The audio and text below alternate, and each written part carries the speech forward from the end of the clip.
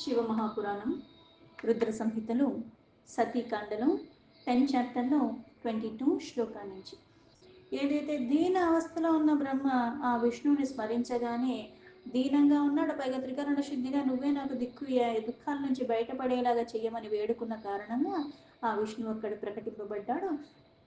ఏ దుఃఖమైనా సరే నేను తొలగించేస్తాను అని అభయం ఇవ్వగానే తన దుఃఖాన్ని వెళ్ళగొక్కుంటున్నాడు ఆ విష్ణు దగ్గర బ్రహ్మ. సృష్టి ప్రారంభ సమయే దశపుత్రాహి జగ్నిరే దక్షాధ్యాస్తనయా చైక వాగ్భావాప్యాయతి సుందరి.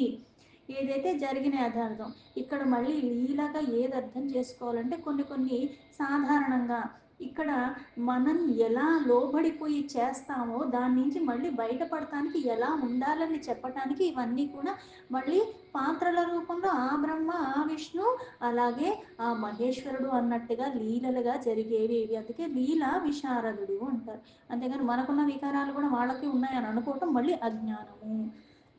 ఒక బాధ వచ్చినప్పుడు పైగా కొన్ని నేను చెయ్యగలను అనుకున్నప్పుడు నాకు అధికారం ఉంది నేను ఇవన్నీ చేసేస్తాను అనుకుంటాను, పెడుచుకొడతాను. అప్పుడు ఏమొస్తుంది? ఇప్పుడు నేను చెయ్యలేను అన్నది ఒకటి, పైగా చుట్టూ ఉన్న వాళ్ళందరూ చూస్తుండగా కూడా ఇంత సమర్థత ఉండి వాళ్ళందరి ముందు నా పరువు పోయింది, లేదా నేను ఇదేదో చెయ్యలేక ఇట్లాంటివన్నీ మనకి వచ్చేస్తూ ఉంటాయి సాధారణంగా. అలాగే ఇప్పుడు ఏ విష్ణువు అయితే నీ దుఃఖం ఏంటో చెప్పు నేను తొలగిస్తాను అన్నప్పుడు అక్కడ పరమాత్మకి నిజంగా ఏది తెలియకుండా ఉంటుందంటే సర్వము తెలుసు. ఎందుకంటే సాక్షిభూతుడిగా ఉన్నాడు, ఆయనకి నాగేదీ లేదు. నాకైనా కొన్ని తెలియకుండా ఉంటాయి, నేను చేసినా నేను మర్చిపోతాను కాలానుగుణంగా.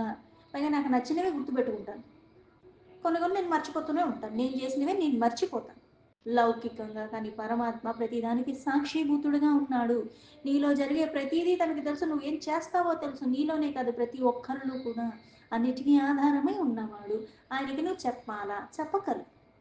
కానీ ఇక్కడ అంటే ఈ బాధకి లోబడిన కారణంగా అసలు ఎందుకు నాకు ఈ దుఃఖం వచ్చింది, ఈ దుఃఖం నుంచి నేను బయట ఎందుకు పడాలనుకుంటున్నాను, మళ్ళీ ఇలా పడాలంటే నువ్వు నాకు ఏం చెయ్యాలి అన్నట్టు అదే ఆలోచనలో ఉన్నాడు. కానీ వాస్తవాన్ని గ్రహించలేని స్థితి. అంటే ఎంత జ్ఞానైనప్పటికీ కూడా ఏమవుతుంది సాధారణంగా అంటే ఒక బాధకి, అందుకే మనకి అరిషడ్ వర్గం అంటారు, రాగం, ఇవన్నీ ఎక్కడో ఒకక్కడ మళ్ళీ ఏం చేస్తాయంటే మళ్ళీ మనకి ముడి వేసుకుంటూ వెళ్ళిపోతూ ఉంటాయి. పెన వేసుకున్నట్టుగా అయిపోతుంటే వాటి నుంచి మళ్ళీ బయటపడలేము.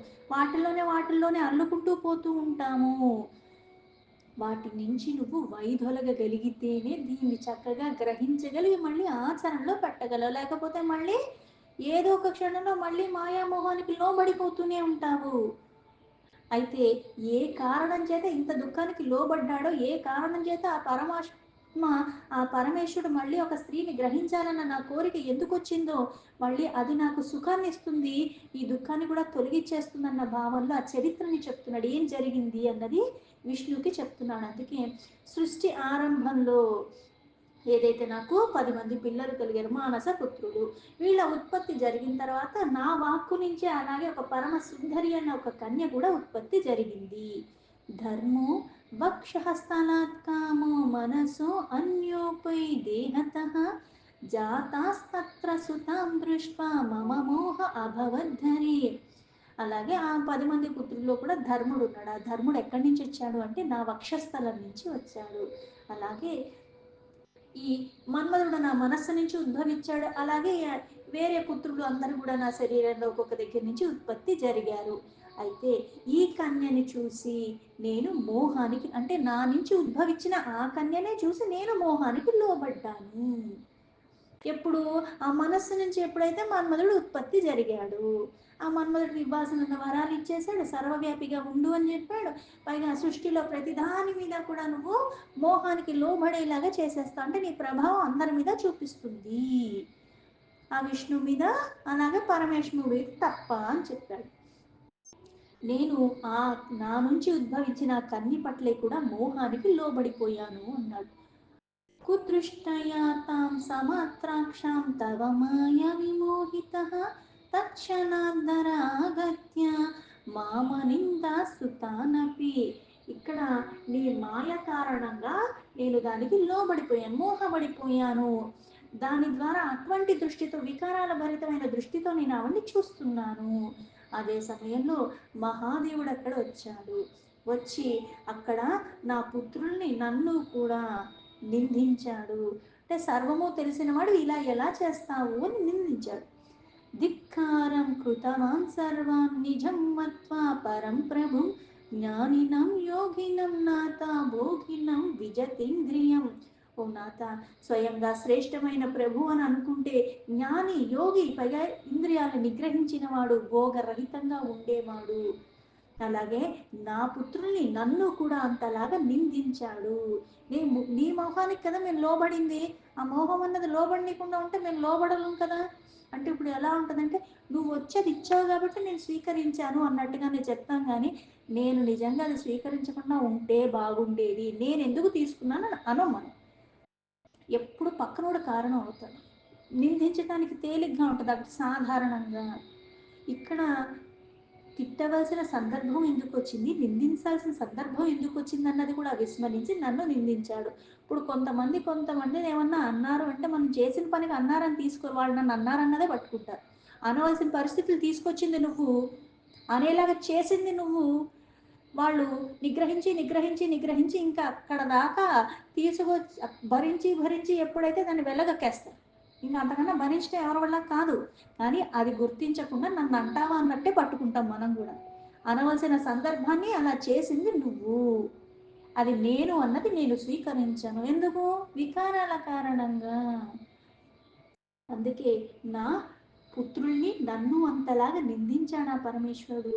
పుత్రో భూత్వా మమాహరే నిందన్మాం చాసమక్షతః ఇతి దుఃఖం మహన్మేహి తదుక్తం తవ సన్నిధో.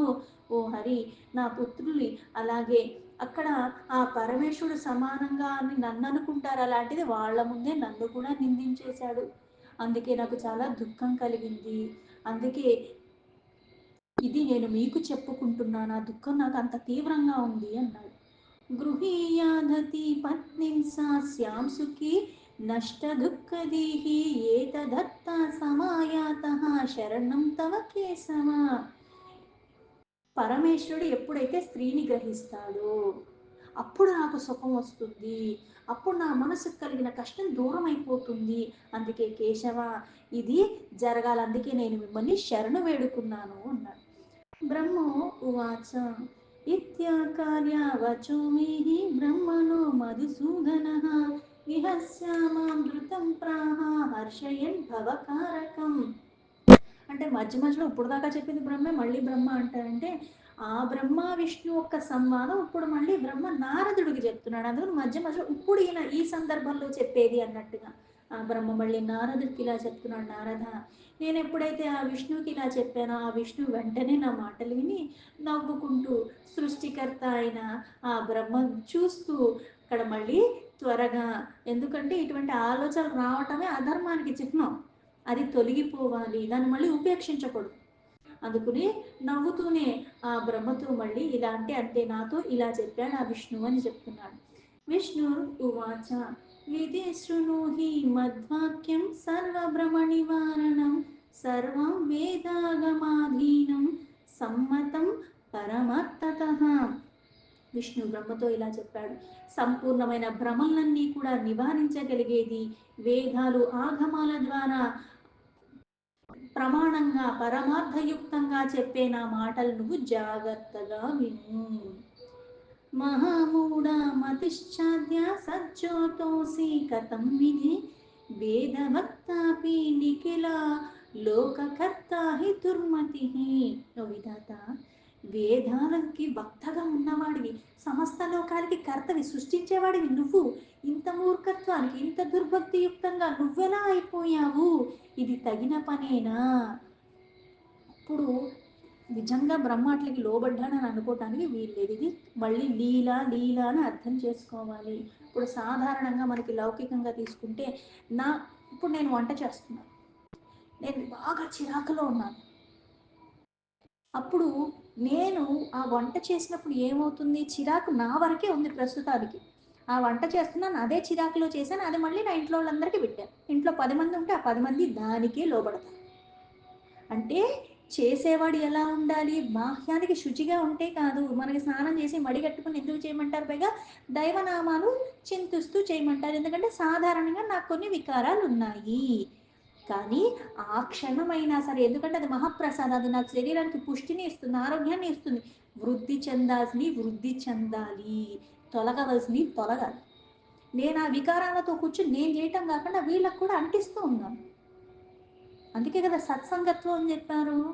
అంటే నాకు సాధారణంగా చేసే అలవాటు లేకపోయినా చేసే వాళ్ళకి సాన్నిధ్యంలో నేను ఉండాలి. వాళ్ళ సంపర్కంలో వెళ్ళగా వెళ్ళగా వెళ్ళగా ఎప్పుడో నా బుద్ధి అన్నది కాస్త ఆ మార్గం వైపుగా మక్కువ చూపించి అవి ఆచరించడానికి ప్రేరణ ఇస్తుంది. అందుకే ఇక్కడ సృష్టికర్తవైన నువ్వు ఇలా బుద్ధిరాహిత్యంగా ఎలా ఆలోచించగలుగుతున్నావు? ఇది సరైనది కాదు. అందుకే ఇక్కడ దుర్బుద్ధియుక్తంగా ఉన్నావు. అసలు నీ బుద్ధి ఇలా ఎలా అయిపోయింది? వేదాలకి వక్తవి నువ్వు. అంటే అవి చదివితే, ఇప్పుడు కొన్ని కొన్ని చదివితే మనకి శుద్ధి వచ్చేస్తుంది, కొన్ని వింటే వచ్చేస్తుంది అని చెప్తారు. నిజమే, వింటే వస్తుంది, చదివితే వస్తుంది, కొంతమంది చేస్తే చూస్తే కూడా మనకు వస్తుంది. అయితే దాని ప్రభావం ఎంతసేపు ఉంటుంది? చూస్తున్నా 24 గంటలు చూస్తావా? చూడలేవు కదా. 24 గంటలు వింటున్నావా? వినలేవు కదా. ఇవి వినలేవు. నీకు కొన్ని అలవాటు పడిపోయావు. అయితే విన్నదాని ప్రభావం నీ మీద ఉంటుంది. కానీ అది వింటూ వింటూ దాని సమయాన్ని పెంచుకుంటూ వెళ్ళిపోతే దాని ప్రభావం ఎక్కువగా ఉంటూ ఉంటుంది. ఆ 10 నిమిషాలు వినేసి మళ్ళీ నెలకో అమాసకో పున్నానికో అన్నట్టుగా నేను వదిలేస్తే ఏమవుతుంది? పెద్దగా నాకేం ప్రభావం చూపించదు. జడతాంత్యజ మందాత్మన కురుత్వం నేదృశిం మతిం కిం బ్రువన్ యజ్ఞాఖిల వేదాః స్తుత్యా తత్ స్మర సద్ధియా. ఓ మదాంధం అంటే మదమత్తులో ఉన్నప్పుడు అహంకారం వచ్చేసింది, బాధ వచ్చేది. బాధ ఎందుకు వచ్చింది? ఎందుకు మనని సుఖ దుఃఖాలు ఇవన్నీ కూడా ద్వంద్వాతీత స్థితిలో ఉన్నామని చెప్పి, ఇవన్నీ ద్వంద్వాలు. సుఖం వచ్చిందంటే దుఃఖం కూడా వస్తుంది. దీన్ని స్వీకరించడం, దాన్ని స్వీకరించాలంటే ఎలా కుదురుతుంది? రెండు ఉంటాయి. అలాగే లాభం వచ్చినప్పుడు నష్టం కూడా వస్తుంది. దీనికి ఓ పొంగిపోకు, దానికి ఓ కృంగిపోకు. వచ్చిపోయేవి ఏది శాశ్వతం కాదు. అందుకే ఈ జడత్వాన్ని త్యాగం చేసేసే అప్పుడు ఆ బుద్ధి అన్నది నీకు దుర్బుద్ధిలా ఉండదు. సంపూర్ణమైన వేద స్థుతుల ద్వారా ఏమి చెప్పబడిందంటే పరమాత్మ తత్వమే చెప్పబడింది. అందుకే మంచి స్మరించాలి. ఆ మంచి స్మరించాలంటే బుద్ధి బాగుండాలి, బుద్ధి బాగుండాలంటే నేను చేసే పనులు బాగుండాలి. అందుకే ఏం చెప్తారు? ప్రతిదీ ఇంకో దానికి ముడిపడుతూనే ఉంటుంది. ఈ బుద్ధి మనస్సు చంచలత్వానికి లోబడకుండా ఉండాలంటే ఇంద్రియాలు పిచ్చపట్టి పనులు చేయకుండా ఉండాలి. ఇవన్నీ నా ఆధీనంలో ఉండి పైగా నేను ధర్మాన్ని పట్టుకుని ఉండాలి. అప్పుడు పైగా స్మరించేది, వినేది, చూసేది అన్నీ కూడా రుచిచ్చేది, ఇవన్నీ ఒకటైపోయి అన్నీ సమన్వయంగా ఉన్నప్పుడు, అది పట్టుకున్నప్పుడు ఇంకా నాకు బుద్ధి అన్నది ఎలా ఉంటుంది అంటే దేదీప్యమానమైన ఆ జ్వాలలతో ఉన్నట్టు. అంటే ఇంకా పనికొచ్చేవే చూస్తున్నాను. ఏ సంపర్కంలోకైనా దాని ప్రభావం నా మీద పడకుండా అవన్నీ తొలగిపోయేలాగా అయిపోతాయి. అందుకే బుద్ధి వికసన అంటారు. స్మరణ చెయ్యాలి. ఆ స్థుతుల ద్వారా ఆ వేదాలు చెప్పింది ఏంటి అంటే చదివాను అయిపోయింది, విన్నాను అయిపోయింది కాదు. దాన్ని మళ్ళీ మనన చేస్తూనే ఉంటేనే ఆ తత్వం ఉన్న రసం ఎప్పుడు నీలో ఉంటూ ఉంటుంది. రుద్రం జానాసి దుర్బుద్ధే శ్వాసుతం పరమేశ్వరం వేదవత్నాపి విజ్ఞానం విస్మృతం తే అఖిలం విధే. ఓ దుర్బుద్ధి, ఇక్కడ మళ్ళీ బ్రహ్మన్ దుర్బుద్ధి అనేసాడు. ఎందుకు అంటే ఇట్లాంటి ఆలోచనలు వచ్చాయంటే బుద్ధి భ్రష్టు పట్టింది. అందుకే నువ్వు ఆ రుద్రుణ్ణి, అంటే ఈ అజ్ఞాన కారణంగా ఏమనుకుంటున్నాడు? రుద్రుడు ఎక్కడి నుంచి ఉద్భవించాడు? ఎలా అయితే కమలనాభుడు అంటాం. అంటే కమలం నుంచి ఉద్భవించిన వాడు బ్రహ్మ. అది ఎక్కడ? మళ్ళీ విష్ణు ఒక్క నాభి నుంచి. మళ్ళీ ఈ బ్రహ్మ నుంచి రుద్రుడు ఎలా ఉద్భవించాడు అంటే ఆయన భృకుటి మధ్యం నుంచి రుద్రుడు వచ్చాడు.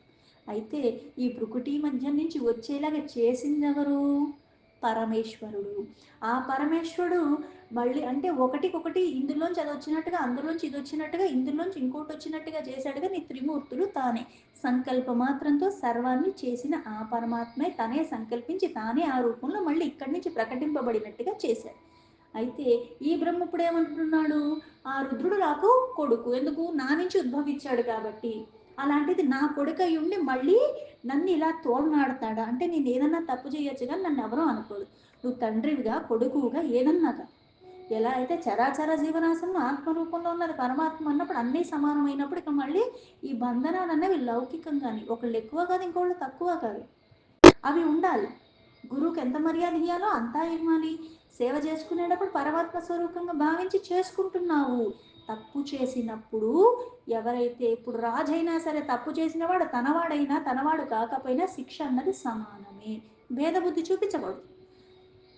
ఇక్కడ నేను విధాతని నా నుంచి ఉద్భవించిన వాడంటే నాకు కొడుకు, అయితే నేను వేదవేత్తని, సమస్త జ్ఞానం నా దగ్గర ఉంది అంటే మళ్ళీ ఇక్కడ ఈ భేదం ఈ భావన వచ్చేసింది. అందుకే ఇలా దుఃఖానికి లోబడి నన్నే అంటావా నన్నే అంటావా అని అజ్ఞాన వశమునైపోయాడు. అంటే సమస్త జ్ఞానము కూడా నువ్వు మర్చిపోయావు, అందుకే ఈ భావనలో నా పుత్రుడు నన్నంటాడా అన్నట్టుగా తీసుకుంటున్నావు నా చరిత్ర అంతా విని చెప్పాడు ఆ విష్ణు. శంకరం సురసామాన్యం మత్వా ద్రోహం కరోషి సుబుద్ధిర్విగర్త తే అధావిర్భూత కుమతిస్తత. ఇలా అయితే ఇంతకు ముందు అధ్యాయంలో రుద్రుడికి నాకు భేదం లేదు అని చెప్పాడు, అలాగే నాకు ఆ విష్ణుకి కూడా భేదం లేదు అని చాలా స్పష్టంగా చెప్పాడు. మళ్ళీ ఒకళ్ళని ఆరాధించి ఇంకోళ్ళని తూలనాడినా, ఇంకొకళ్ళని ఆరాధించి ఇంకొకళ్ళని తూలనాడినా ఆ పూజను కూడా మళ్ళీ స్వీకరించరు, దానివల్ల ప్రతిఫలం కూడా రాదని కూడా చెప్పాడు. అంటే భేదభావం లేకుండా ఏ రూపాన్నన్నా తీసుకో, ఏ నామాన్నన్నా పట్టుకో, ఎలా అన్నా అర్చించుకో, తప్పులేదు. కానీ ఆ పరమాత్మ స్వరూపమే ఇది, ఉన్నది పరమాత్మ ఒక్కడే అన్న వాస్తవాన్ని ఎప్పుడు విస్మరించకు. అంటే నీ బుద్ధి అన్నది నశించిపోయిన కారణంగానే సర్వము తెలిసి ఉన్నప్పటికీ కూడా ఇలా ఈ బుద్ధి నశించిన పోయిన కారణంగా ఏమైంది, రాకూడని ఆలోచనలు వస్తున్నాయి, ఆ ఉత్పత్తి జరిగిపోతుంది. అందుకే ఆ శంకరుణ్ణి సామాన్య దేవతుడుగా నువ్వు అనుకుంటున్నావు, అందుకే ఇట్లాంటి ఆలోచనలు ఇట్లాంటి తలంపులు వచ్చాయి. పైగా నా నుంచి ఉద్భవించిన వాడంటే నాకన్నా తక్కువ, నేను కదా ఎక్కువ అన్న భావనలో వచ్చేసాడు. అంటే ఆ పరమాత్మ యొక్క యథార్థ తత్వాన్ని విస్మరించే స్థితికి వెళ్ళిపోయాడు. ఇక్కడ విస్మరించే స్థితి కంటే బుద్ధి అన్నది ఎప్పుడైతే ఇట్లాంటివన్నీ మనకి వస్తూ ఉంటాయి, వికారాలు వచ్చిన కారణంగా ఏమవుతుంది, విచక్షణ కోల్పోతాం అంట. అంటే మంచి చెడు అన్నది తెలియదు. ఇప్పుడు నాకు కోపంలో వచ్చినా కొన్ని నిర్ణయాలు ఎందుకు ఆవేశంలో తీసుకోవద్దంటారు, నేను నాకు హాని చేసుకుంటున్నానో అవతల వాడికి చేస్తున్నానో, లేకపోతే దీనివల్ల ఎంత నష్టం జరుగుతుందో అన్నది నేను గ్రహించలేని స్థితిలో ఉంటాను, అందుకని అది తగ్గేదాకా ఉండమంటారు. అప్పుడు నిర్ణయాలు మంచిగా తీసుకుంటా, ప్రశాంతమైన చిత్తంలోనే తీసుకోగలవు. ఇలా ఆవేశానికి అలజడికి లోబడినప్పుడు నేను సరైన నిర్ణయాన్ని తీసుకోలేను, లౌకికంగా కూడా. అందుకే ఇక్కడ ఈ బుద్ధి నశించిపోయిన కారణంగా ఇట్లాంటివన్నీ కూడా నీ ఆలోచన పరంపర అన్నది ఉత్పత్తి జరిగి ఆ శంకరుని ఆ పరమాత్మను సామాన్యుడిగా భావించావు నువ్వు, అందుకే ఇలా మాట్లాడగలుగుతున్నావు అని. తత్వ సిద్ధాంతమాఖ్యాతం శృణు సద్బుద్ధిమావహ యథార్థం నిగమాఖ్యాంతం నిరీర్యం భవకారకం. ఓ బ్రహ్మ, ఇక్కడ వేదాల్లో వర్ణించింది ఏంటి, ఆ పరమాత్మతత్వం గురించే చెప్పారు. సకలానికి కళ్యాణకారకమైన ఆ మంగళప్రదుడైన ఆ తత్వ సిద్ధాంతాలన్నీ కూడా ఆ పరమాత్మ గురించే చెప్తున్నాయి. ఇప్పుడు ఎలా అయితే పంచభూతాల్లో ఉంది పరమాత్మ అందరికీ తెలుసు, గాలిలో ఒకలాగా ఉన్నాడు, నీటిలో ఒకలాగా ఉన్నాడు, అగ్నిలో ఒకలాగా ఉన్నాడు, అలాగే వాయువులో ఒకలాగా ఉన్నాడు, ఇన్ని రకాల, అందుకే మళ్ళీ తన్మాత్రలు, ఆకాశం నుంచి శబ్దం వినిపిస్తుంది, వాయువు నుంచి స్పర్శ తెలుస్తుంది, అగ్ని నుంచి రూపం తెలుస్తుంది, అలాగే నీటి నుంచి రసం తెలుస్తుంది. ఇవన్నీ ఎందుకు చెప్తున్నారు అంటే అన్నీ పరమాత్మ అయినప్పటికీ కూడా ఎలా అయితే వేదాల్లో చెప్పింది ఏంటి అంటే సకలానికి మూలమైన ఆ పరమాత్మ ఆ తత్వాన్ని అర్థం చేసుకో. ఎలా అయితే చరాచర జీవరాశుల్లో కూడా ఆత్మరూపంలోనే ఉన్నాడు, ఆ తత్వ సిద్ధాంతం ఏం చెప్తుంది, అది ఇది ఒకటే, నీలో ఎంత ఉన్నాడో వేరే జీవుల్లో కూడా అంతే ఉన్నాడు పరమాత్మ. దాని కాల పరిమితి వేరు, దాని స్వభావం వేరు, కానీ సృష్టిలో వచ్చిన ప్రతిదీ కూడా గుణమయంగానే ఉన్నది. ఆ తత్వ సిద్ధాంతాలే సకలానికి మంగళకరమైనవి, వేదంలో కూడా వర్ణించింది కూడా అదే. అన్నిటికీ ఆధారమైన ఆ పరమాత్మ, అది నేను మళ్ళీ చెప్తున్నాను, అందుకని బుద్ధి దీని మీద ఏకాగ్రతగా పెట్టి దాన్ని విను అని చెప్తున్నాడు. అంటే మళ్ళీ మళ్ళీ, ఎందుకంటే కొన్ని వికారాలు వచ్చినప్పుడు అది గుర్తించాలి. నిజంగా గుర్తించుకునే స్థితిలో ఉన్నామా, ఎల్లవేళలా ఉంటామంటే లేదు, ఈ ఒక్క క్షణమే కదా ఏం పర్వాలేదు అనుకుంటాం కానీ ఆ ఒక్క క్షణము ఒక్కదానికి లోబడిపోయిన కారణంగా ఎన్నో క్షణాలు ఏదైతే నేను తీసుకొచ్చుకున్నానో అవన్నీ తొలగిపోతాయి. 99 మంచి పనులు చేసిన ఒక్క చెడ్డ పని చాలా 99 సున్నా చేయడానికి. కానీ 99 చెడ్డ పనులు చేసి ఉన్నప్పటికి కూడా నాకు అర్థమవుతుంది నేను చేసింది తప్పు అని. ఇంకా మీదట చెయ్యకూడదని మంచి పని ఒకటే చేశాను. దీని తీవ్రత ఎక్కువ ఉంటుంది. ఎందుకంటే నా తప్పుని నేను తెలుసుకున్నాను. అవి చెయ్యకూడదని చాలా నేను దృఢత్వంతో ఉన్నాను. ఇక మీదట అవి చెయ్యకూడదు, ప్రక్షాళన చేసుకోవాలి. ఎలా నేను అలా చెయ్యగలిగాను? ఇలా తప్పించిపోయిన వాడు ఒక్క మంచి పని చేసినా దీని తీవ్రత ఎక్కువగా ఉంటుంది. అంతేగాని 99 మంచి పనులు చేశాను కదా, ఈ ఒక్కటే తప్పు చేస్తే ఏమవుద్దు అనుకున్న వాడికి ఏమవుతుంది? 99 తొలగిపోతాయి. అందుకే వేదాల్లో వర్ణించిన సకల కళ్యాణకారమైన తత్వ సిద్ధాంతాలన్నీ నేను మళ్ళీ మీకు చెబుతున్నాను. అందుకుని ఇప్పుడైనా అంటే ఏదైతే బుద్ధి అన్నది భ్రష్టు పడిపోయి ఇట్లాంటి తలంపులు వచ్చాయో ఇప్పటికైనా నేను మళ్ళీ చెప్తున్నాను. అందుకని జాగ్రత్తగా వినమని విష్ణు బ్రహ్మకి చెప్పాడు. దీంతో శివ మహాపురాణంలో రుద్ర సంహితలో సతీకాండలో 10 చాప్టర్లో 34 శ్లోక సంపూర్ణం.